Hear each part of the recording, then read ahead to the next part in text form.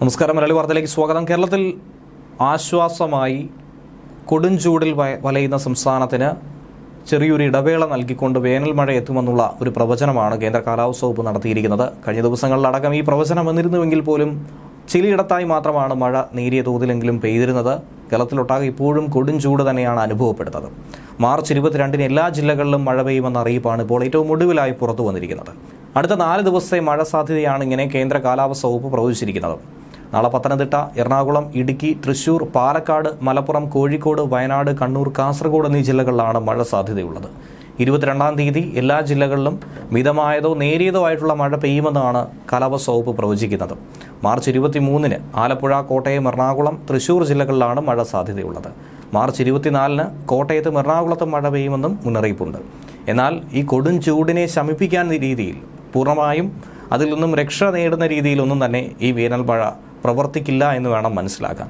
നാളെ വരെ പാലക്കാട് ജില്ലയിൽ ഉയർന്ന താപനില 39 ഡിഗ്രി സെൽഷ്യസ് വരെ എത്താൻ സാധ്യത കൂടുതലാണ്.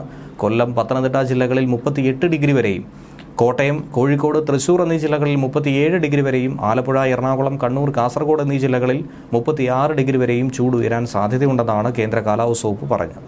സാധാരണ രേഖപ്പെടുത്തുന്നതിനേക്കാൾ 2 മുതൽ 4 ഡിഗ്രി സെൽഷ്യസ് വരെ താപനില വർധനവ് ഉണ്ടായേക്കുമെന്നും മുന്നറിയിപ്പുണ്ട്. ഉയർന്ന ചൂട്, സൂര്യാഘാതം, സൂര്യതാപം, നിർജ്ജലീകരണം തുടങ്ങി നിരവധി ഗുരുതരമായ ആരോഗ്യ പ്രശ്നങ്ങൾക്ക് കാരണമാകും. അതുകൊണ്ട് തന്നെ പൊതുജനങ്ങൾക്ക് മുന്നറിയിപ്പുകൾ നൽകിയിട്ടുണ്ട്. അതനുസരിച്ചുകൊണ്ട് തന്നെ പാലിച്ച് മുന്നോട്ട് പോകണമെന്നാണ് ദുരന്ത നിവാരണ അതോറിറ്റിയും പറയുന്നത്. സംസ്ഥാനത്ത് ഉയർന്ന ചൂട് റിപ്പോർട്ട് ചെയ്യുന്ന സാഹചര്യത്തിലാണ് ഈ അറിയിപ്പുകളൊക്കെ തന്നെ ശ്രദ്ധിക്കേണ്ടത്. പകൽ 11 മുതൽ വൈകുന്നേരം 3 മണി വരെയുള്ള സമയത്ത് നേരിട്ട് ശരീരത്തിൽ കൂടുതൽ സമയം തുടർച്ചയായി സൂര്യപ്രകാശം ഏൽക്കുന്നത് ഒഴിവാക്കണം. പരമാവധി ശുദ്ധജലം കുടിക്കണം. ദാഹമില്ലെങ്കിലും വെള്ളം കുടിക്കുന്നത് തുടരുക. നിർജ്ജലീകരണം ഉണ്ടാകുന്ന മദ്യം, കാപ്പി, ചായ, കാർബണേറ്റഡ് ശീതളപാനീയങ്ങൾ തുടങ്ങിയവ പകൽ സമയത്ത് ഒഴിവാക്കണം. അയഞ്ഞ ഇളം നിറത്തിലുള്ള കോട്ടൺ വസ്ത്രങ്ങൾ ധരിക്കണം. പുറത്തിറങ്ങുമ്പോൾ പാദരക്ഷകൾ ധരിക്കണം. കുടയോ തൊപ്പിയോ ഉപയോഗിക്കുന്നത് വളരെ നല്ലതാണ്, ഉചിതമായിരിക്കും. പഴങ്ങളും പച്ചക്കറികളും ധാരാളമായി കഴിക്കണം. ORS ലൈനി, സംഭാരം തുടങ്ങിയവയുടെ ഉപയോഗം പ്രോത്സാഹിപ്പിക്കുക.